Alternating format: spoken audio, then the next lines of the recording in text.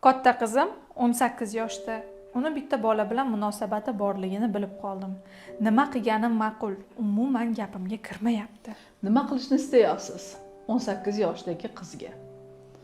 18 yoshda qarama-qarshi jins vakili bilan gaplashish, do'st tanlash, turmush o'rtoq tanlashga birinchi harakatlar bu me'yor hisoblanadi.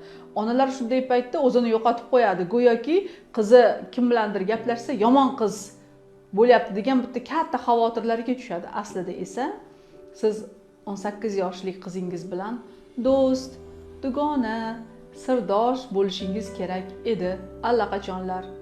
Undagi kechinmalar, undagi hissiyotlar, undagi bo'layotgan har bitta jarayonlardan xabardor bo'lishingiz kerak edi. Demak, biz 18 yoshdagi qizga cheklovlar, chegaralar qo'ya olmaymiz.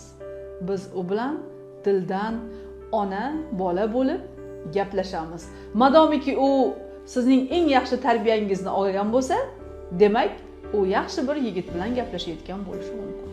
Madomiki siz ona sifatida unda bir yaxshi tarbiya bera olmagan bo'lsangiz, tarbiyasida qandaydir bir bo'shliqlar paydo bo'lgan bo'lsa, albatta bu masala ustida jiddiy bosh qotirish kerak.